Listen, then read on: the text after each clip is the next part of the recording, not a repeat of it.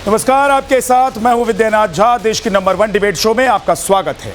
UP के हरदोई से एक लड़की की रिवॉल्वर तारने का वीडियो आया। पुलिस ने उसके खिलाफ एफआईआर दर्ज की। कानून का शिकंजा कसते देख अरीबा खान ने माना कि उसने गलती की।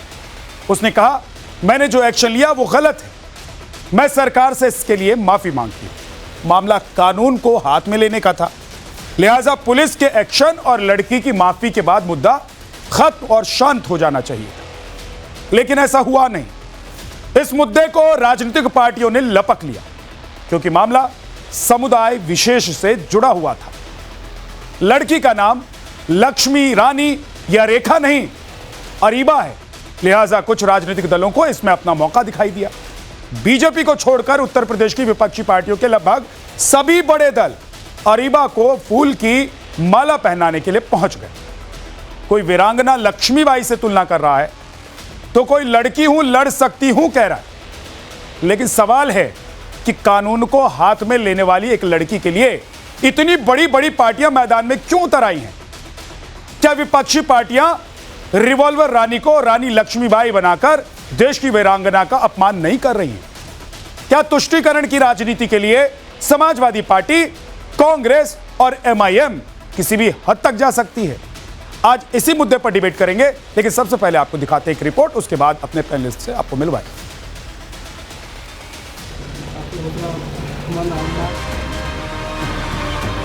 जब राजनीति वोट बैंक की हो तो सियासी दल सीने में रिवॉल्वर सटाने वालों का भी सम्मान करने से पीछे नहीं हटते। एक एक तस्वीर आपको दिखलाएंगे, उसके पीछे का मकसद क्या है वो भी बताएंगे। लेकिन सम्मान का दौर कहां से शुरू हुआ, पहले उन तस्वीरों को देखिए। एहसान खान की बेटी अरीबा खान का पेट्रोल पंप पर कार में सीएनजी भरवाने को लेकर विवाद हुआ। विवाद इतना बढ़ गया कि अरीबा खान ने पेट्रोल पंप के कर्मचारी पर रिवॉल्वर तान दी। फिर क्या था, रिवॉल्वर रानी का सियासी सम्मान शुरू हो गया। नेताओं की मानो होड़ लग गई। अरीबा को लक्ष्मीबाई, बेगम हजरत महल जैसे सम्मान से नवाजा जाने लगा। एआईएमआईएम ने कहा कि अरीबा ने तो सिर ऊंचा कर दिया। कांग्रेस भी भला कहां पीछे हटने वाली थी। कांग्रेसी नेता लक्ष्मीबाई की तस्वीर लिए अरीबा खान के घर पहुंचे। अरीबा को ऐसे सम्मानित कर रहे थे जैसे अरीबा ने देश के लिए गोल्ड मेडल जीता हो। हरदोई जिला के कांग्रेस अध्यक्ष विक्रम पांडेय ने ये सम्मान कांग्रेस पार्टी की तरफ से दिया। सीने में रिवॉल्वर तानने वालों को ऐसा सम्मान शायद ही पहले कभी दिया गया हो, लेकिन इस सम्मान के पीछे सियासी रोटियां सेकी जा रही हैं और इसका असल मकसद चुनाव है। और चुनाव में हिंदू मुस्लिम करके वोट बैंक को अपने पाले में करना है, क्योंकि एआईएमआईएम नेता जो नारेबाजी कर रहे हैं वो किसी चुनावी नारेबाजी से कम नहीं है। बहन अरीबा तुम संघर्ष करो, हम तुम्हारे साथ हैं। बहन अरीबा जिंदाबाद जिंदाबाद जिंदाबाद। सीने पर रिवॉल्वर सटाकर सम्मानित होने वाली अरीबा खान को पार्टियां अपने अपने पाले में करने की कोशिश कर रही हैं, लेकिन अखिलेश यादव ने अरीबा का बिना नाम लिए बीजेपी पर ठीकरा फोड़ दिया। आपका बीजेपी के प्रोपेगेंडा का कोई मुकाबला नहीं कर सकता। बीजेपी के घटिया प्रोपेगेंडा का कोई मुकाबला नहीं कर सकता। बीजेपी के पास इतना संसाधन है, किसी को बदनाम करने के लिए आप कल्पना नहीं कर सकते। जिस फोटो से, जिस वीडियो से, जिस किसी और न्यूज से या फर्जी न्यूज बना करके कितना बदनाम कर सकते हैं, कितना पर्सनल उसको डैमेज कर सकते हैं, उसकी तैयारी करते हैं लोग।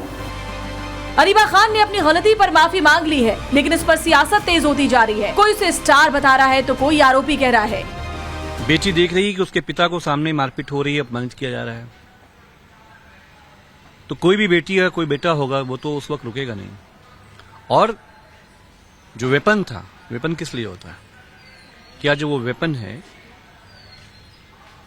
इलीगल वेपन था? सीधी सी बात है कि सूबे में कोई भी नागरिक XYZ अपने आप को कोई भी सुरक्षित नहीं महसूस करता। कानून अपना काम करता है। कानून के हिसाब से किसी पर भी पिस्टल तानना, रिवॉल्वर तानना, कानून को अपने हाथ में लेना कानून का खुला उल्लंघन है। तो पुलिस ने अपने दायित्व का निर्वहन किया। पुलिस उसी के मुताबिक एफआईआर दर्ज की है और विवेचना में तथ्यों के आधार पर आगे की कार्रवाई करेगी। लेकिन इस तरह के लोगों को महिमा मंडित करना, उनका महिमा मंडन करना, यशोगान करना, ये तो ऐसा हो गया कि जैसे किसी अपराधी को महिमा मंडित करने का काम हो गया। सियासी सम्मान मिलने के साथ ही अरीबा को अपनी गलती का एहसास भी हुआ था, जिसके बाद अरीबा ने फौरन माफी मांग ली। क्या कहा, सुनिए। अरीबा खान ने भले ही माफी मांगी हो, लेकिन उसे झांसी की रानी बताने वालों की फहरिस्त बढ़ती जा रही है। तो ऐसे में सवाल कि क्या यूपी की रिवॉल्वर रानी विपक्ष के लिए झांसी की रानी है, जो कानून को चुनौती देगा, विपक्ष उसका सम्मान करेगा? Bureau report, Times Now Navbharat. Areeba Khan क्या इसलिए सियासी पार्टियां मैदान में कूद गई हैं? और सियासी पार्टियों के मैदान में कूदने से क्या अरीबा को कोई फायदा होगा या सियासी पार्टियों को फायदा हो सकता है? क्योंकि इसमें तुष्टीकरण की राजनीति जो सियासी पार्टियां करना चाहती हैं वो इसका फायदा उठाकर ले जा सकती हैं। आज इसी पर बात करने वाले हैं। संजय चौधरी प्रवक्ता बीजेपी से हमारे साथ हैं। मोहम्मद फैज खान राष्ट्रीय संयोजक मुस्लिम मंच के हमारे साथ हैं। नाजिया इलाही राजनीतिक विश्लेषक हमारे साथ हैं। जगदीश शर्मा कांग्रेस के नेता, तारिक खान समाजवादी पार्टी के प्रवक्ता, राजीव प्रताप गढ़ी नेता AIMIM। आप सभी का बहुत बहुत स्वागत है। और जगदीश जी, रानी लक्ष्मीबाई हो गई है लड़की?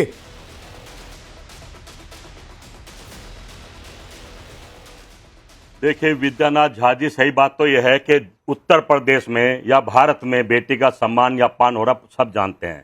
आज ये नौबत आ गई, बेटी जो कहते हैं बेटी पढ़ाओ और बेटी पढ़ाओ को खुद अपनी आत्मरक्षा करनी पड़ रही है। उसके पिता के साथ अत्याचार तो उसे करना पड़ा, और रिवॉल्वर भी लाइसेंस कहता सरकार देती है, पर कानून अपने हाथ में नहीं लेना चाहिए भी हम कहते हैं।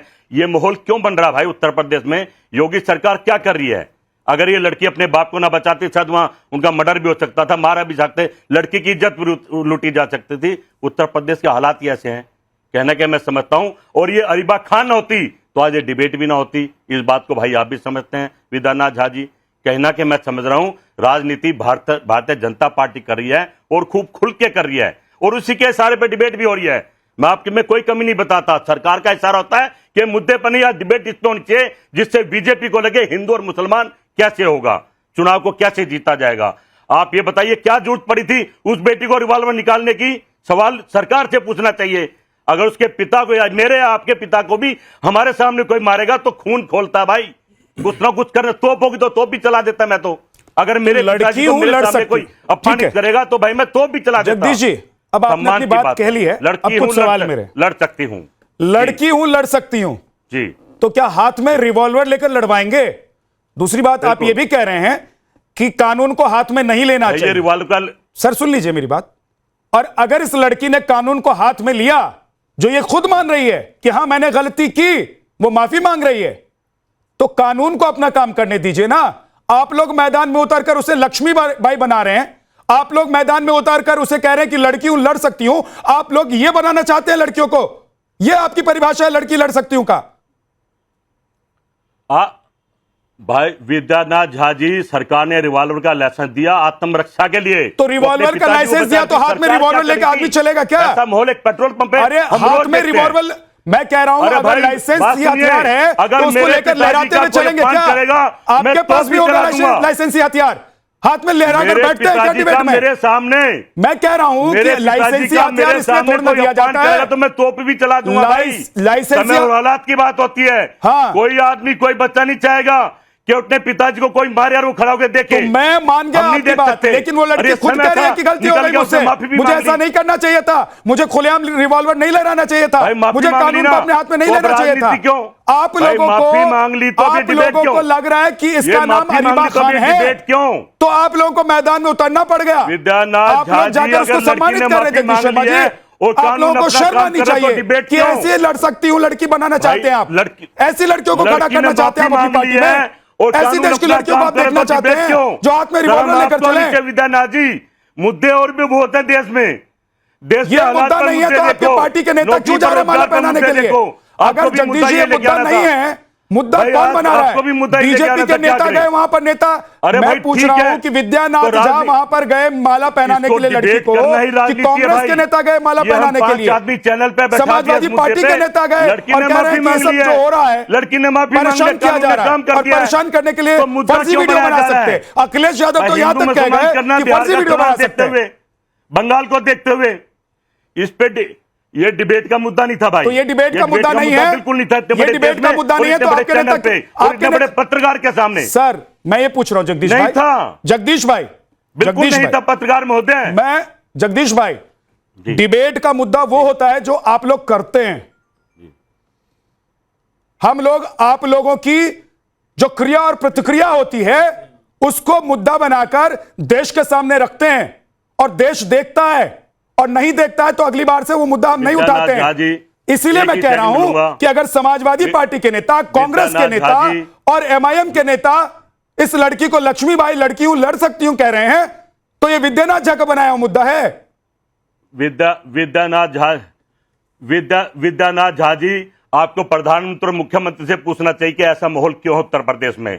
बात इन्हें राड ही नहीं बढ़ती। जगदीश भाई एक चीज बता दीजिए, गुंडा अटैक नहीं, रास्ते चलते हुए कई बार आपके साथ भी ऐसा हुआ होगा कि झड़प हो जाती है, रिवॉल्वर निकाल लेते हैं क्या, हथियार निकाल लेते हैं क्या, रोड रेज में भी हथियार निकाल लेते हैं क्या, और उसके लिए आप कहेंगे कि सरकार जिम्मेदार है।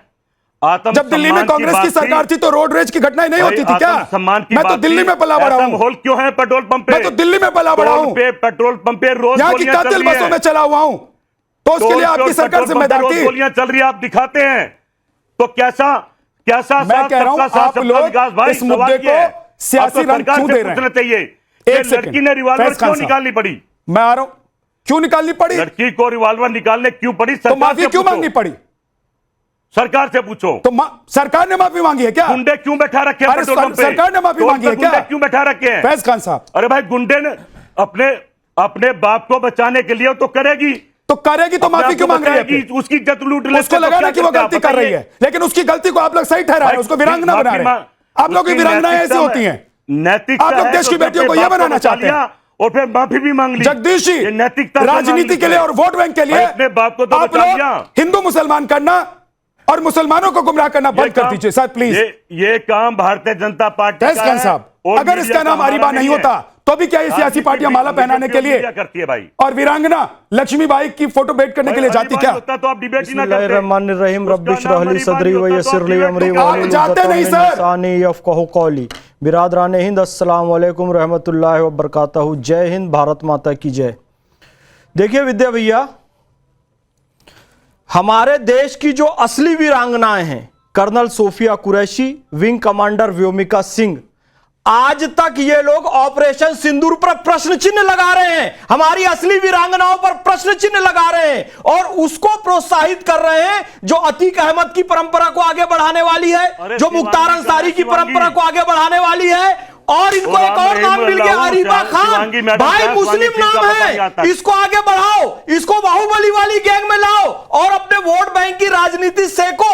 यदि तुम सचमुच में इस देश की वीरांगनाओं का सम्मान करते ना, तो दुर्गा भाभी का नाम भी नहीं सुना होगा तुमने, प्रीति लता वादेदार का नाम भी नहीं सुना होगा तुमने, रानी दुर्गावती का नाम भी नहीं सुना होगा तुमने रानी चेन्नम्मा का नाम भी नहीं सुना होगा। इनका सम्मान करते, इनका नाम भी नहीं जानते हो, अरीबा खान को उठाकर ले आए। अरे ठीक है, पिताजी के सम्मान के लिए वो लड़ी, लेकिन रानी लक्ष्मीबाई घोषित कर देना कहां तक ठीक है? वो विदेशियों से लड़ी रानी लक्ष्मीबाई, अपने देश की स्वतंत्रता के लिए लड़ी, लेकिन सड़क पर गुंडागर्दी करने को रानी लक्ष्मीबाई से नहीं जोड़ा जा सकता। यहां बैठी है नाजिया इलाही खान, बोलो वो कितने गुंडे बदमाशों का सामना करती है, उनका सम्मान करोगे?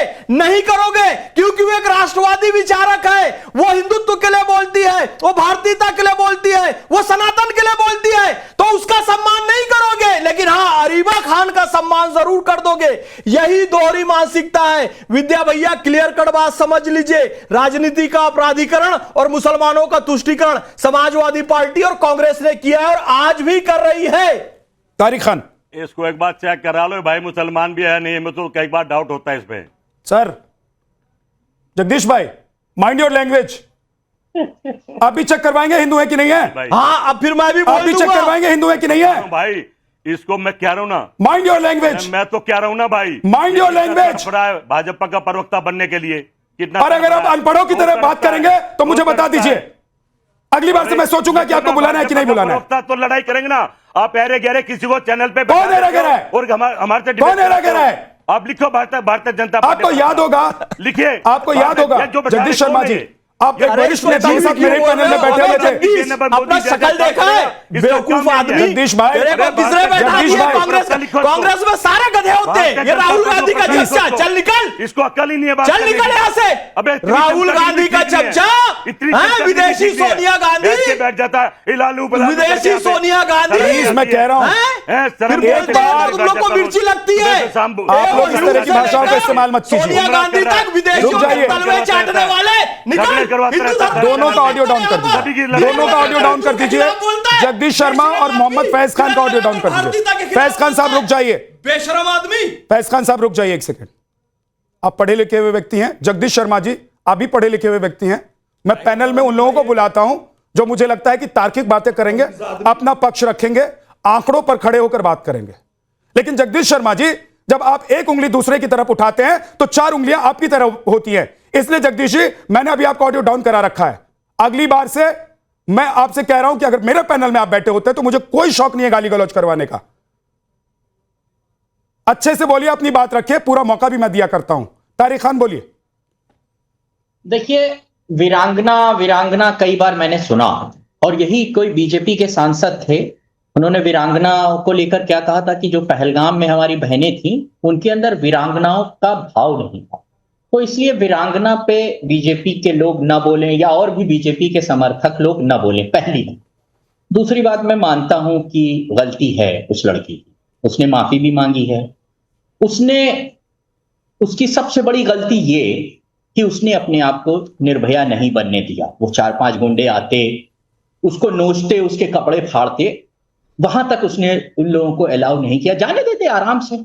उसने अपने आप को, कलकत्ता की जो बहन जिसके साथ हमारी बलात्कार हुआ था, उसने अलाउ नहीं किया लोगों को कि वो लोग वहां तक जाएं, उसके कपड़े नोचें, उसको गिद्धों की तरह नोचें, जो यूपी में महिलाओं के खिलाफ सबसे ज्यादा अपराध है। मुझे आप बोलने नहीं देंगे, मैं एग्जिट। बिल्कुल आप बोलेंगे, मैं आपको पूरा वक्त दूंगा। तारिक भाई, प्लीज विक्टिम कार्ड मत खिला कीजिए।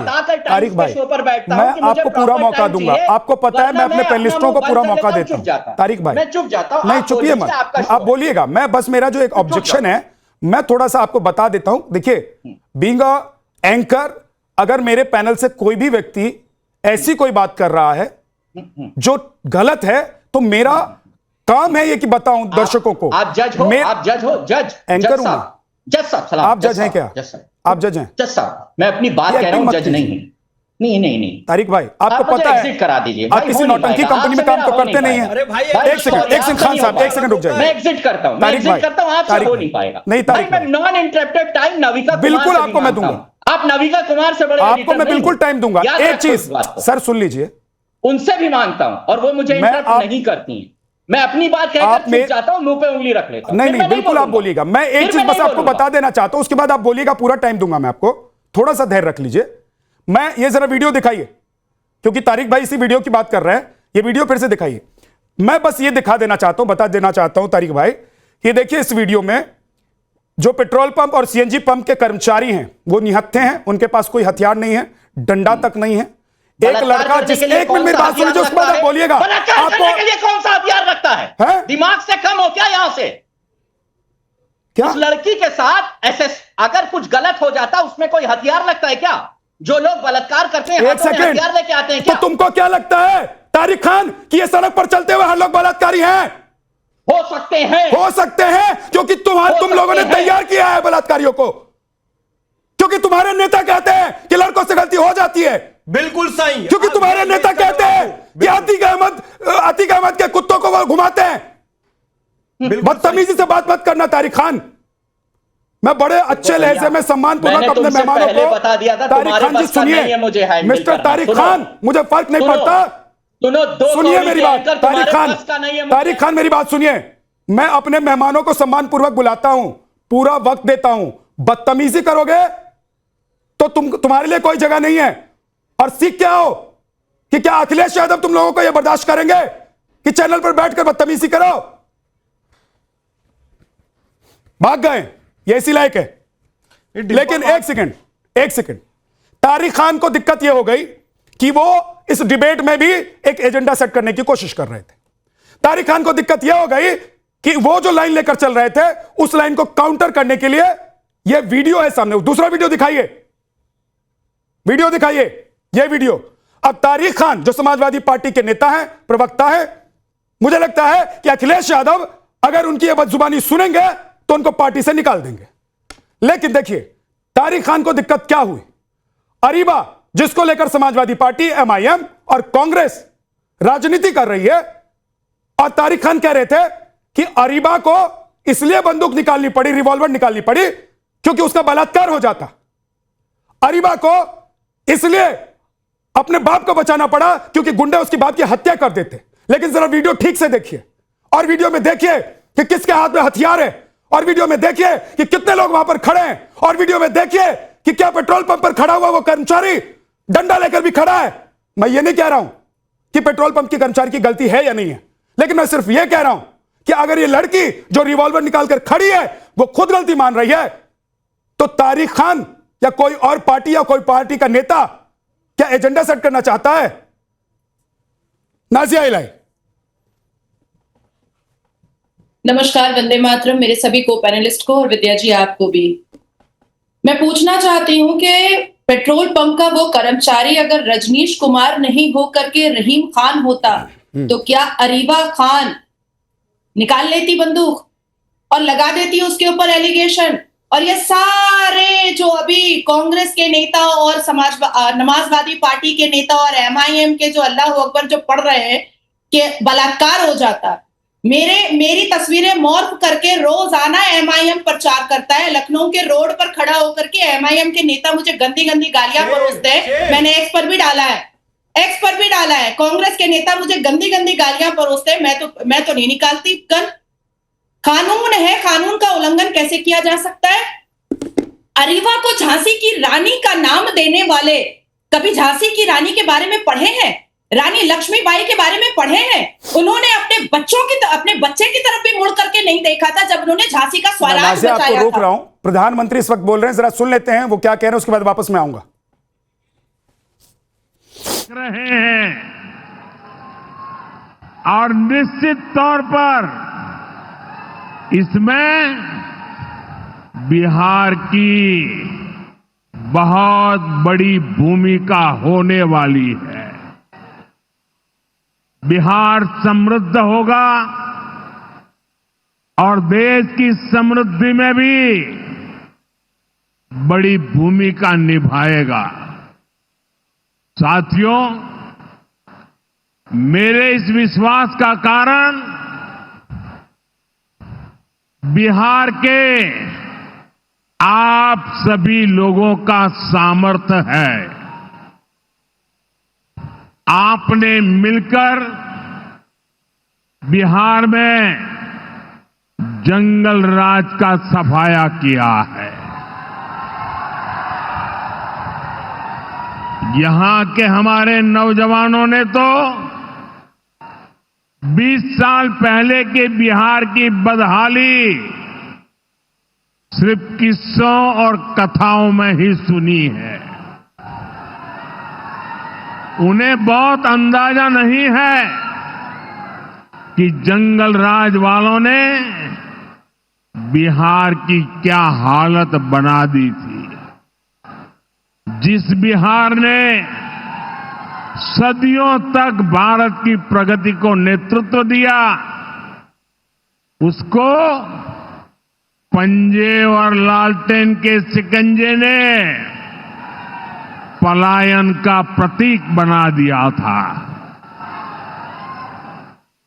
साथियों, बिहार के रहने वाले हर व्यक्ति के लिए सबसे बड़ी बात होती है उसका स्वाभिमान।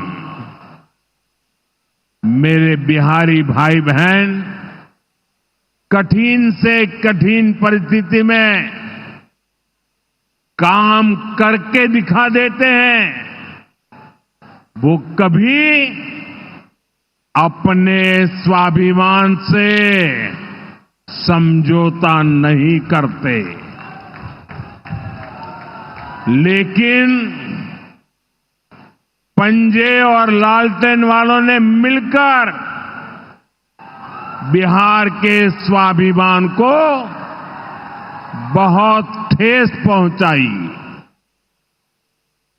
इन लोगों ने ऐसी लूट खसोट मचाई कि गरीबी बिहार का दुर्भाग्य बन गई। अनेक चुनौतियों को पार करते हुए नीतीश जी के नेतृत्व में एनडीए सरकार बिहार को विकास की पटरी पर वापस लाई है।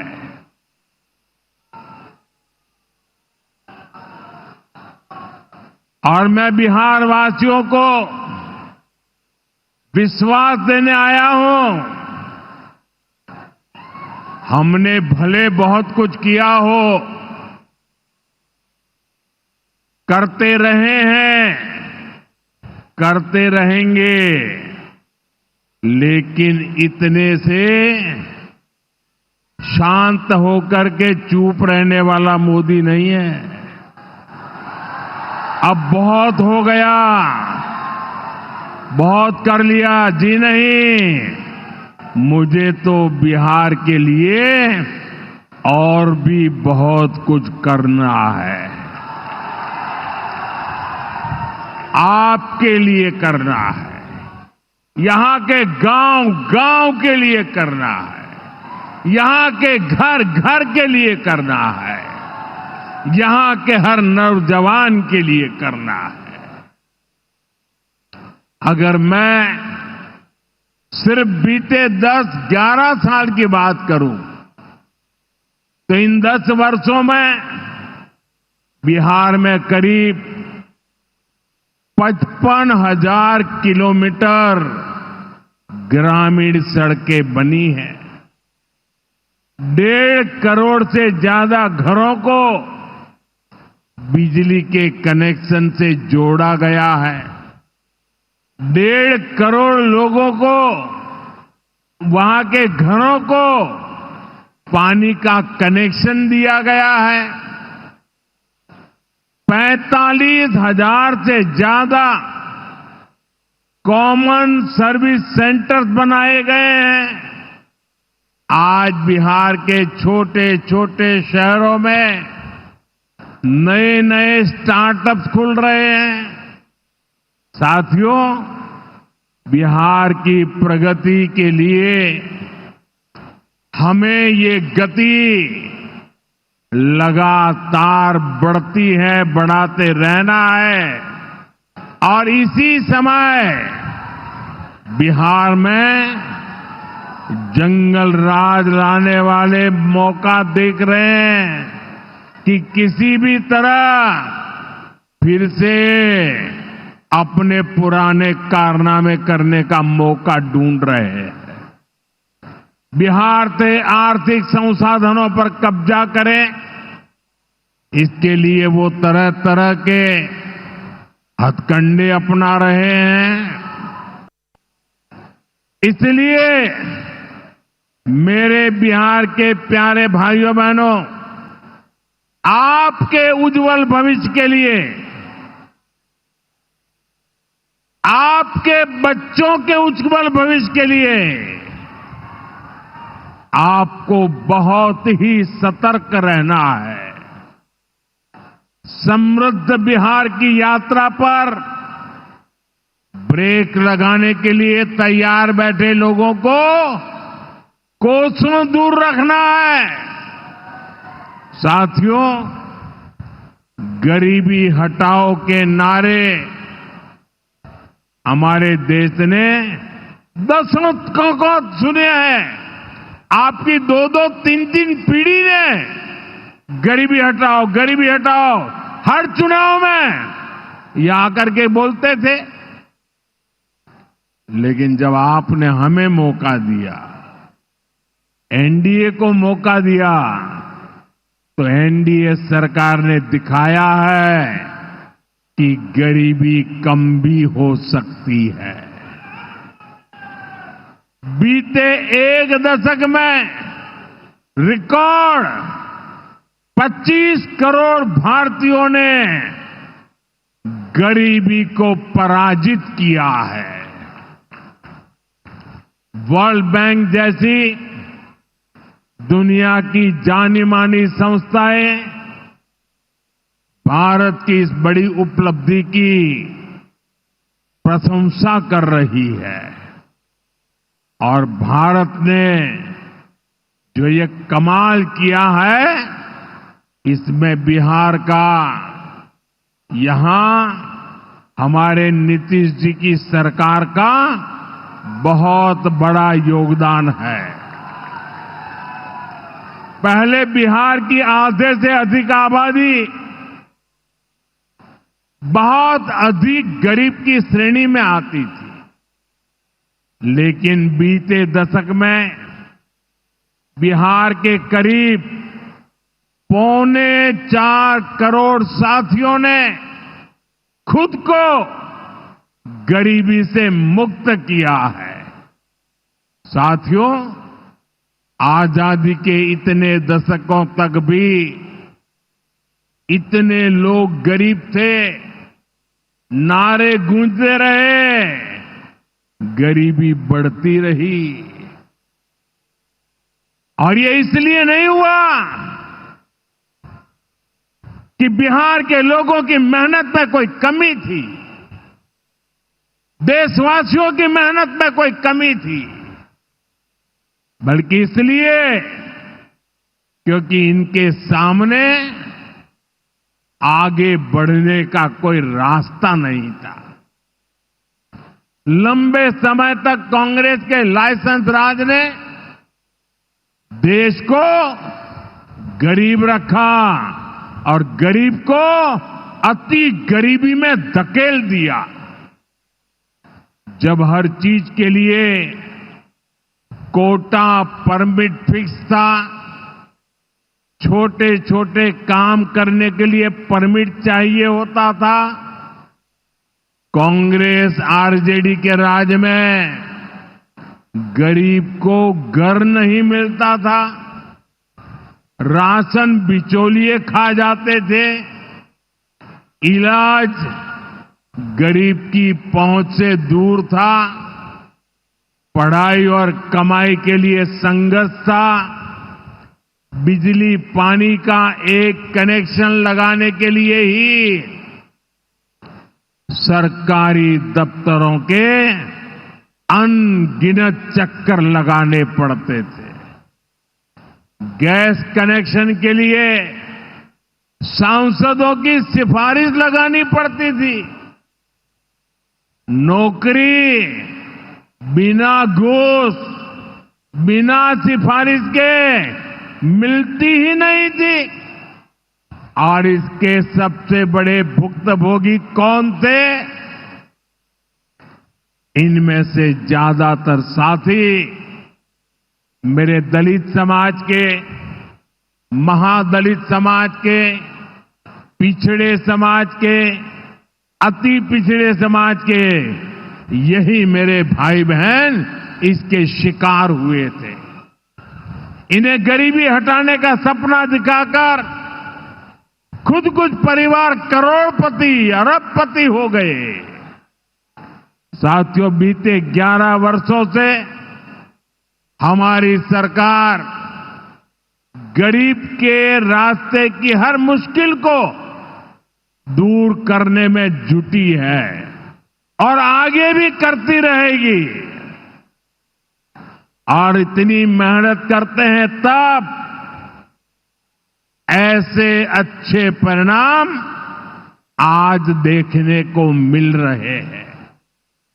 अब जैसे गरीबों के लिए आवास है, अभी जिन परिवारों को मुझे आवास की चाबी देने का मौका मिला, वो इतने आशीर्वाद दे रहे थे, उनके चेहरे पर इतना संतोष था, भाव विभोर थे। साथियों, बीते दशक में देश भर में 4 करोड़ से अधिक गरीबों को पक्के घर मिल चुके हैं। मैं आपको पूछूं, जवाब देंगे आप लोग? मैं अगर पूछूं तो आप जवाब देंगे? मैंने अभी कहा 4 करोड़ लोगों को, यानी 4 करोड़ परिवारों को पक्के घर। कितने लोगों को? जरा जोर से बोलिए, कितने लोगों को? कितने लोगों को? आप कल्पना कीजिए, 4 करोड़ लोगों को पक्के घर मिलना। सिर्फ वो 4 दीवारें नहीं है, उन घरों में सपने सजते हैं, उन घरों में संकल्प पलते हैं। आने वाले समय में 3 करोड़ और पक्के घर तैयार होने जा रहे हैं। मैंने पहले कहा ना, सेवा के काम में मैं रुकने वाला नहीं हूं। जितना हुआ पहले वालों से बहुत अच्छा हुआ, फिर भी मोदी चैन की नींद नहीं सोएगा, वो दिन रात काम करता रहेगा, आपके लिए करता रहेगा, क्योंकि आप मेरे परिवार के सदस्य हैं और मेरे परिवार का एक भी सदस्य पीछे न रहे, दुखिया न रहे, ये मैं सपना लेकर के चला हूं।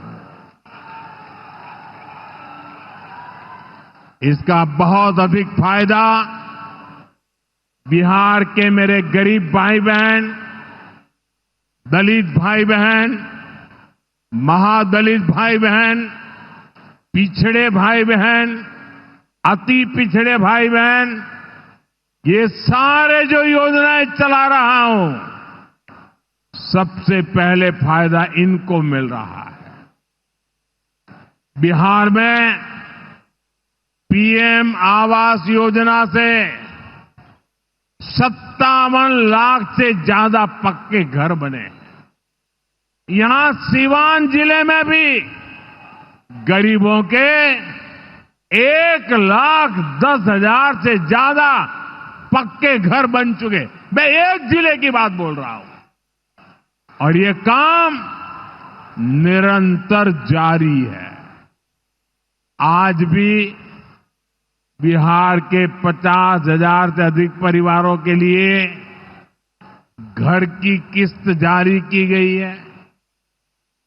और जानते हैं मेरे लिए दोहरी खुशी किस बात की है? ये घर ज्यादातर माताओं बहनों के नाम पर है। मेरी जिन बहनों बेटियों के नाम पर कभी कोई भी संपत्ति नहीं होती थी, अब वो अपने घर की मालकिन बन रही है।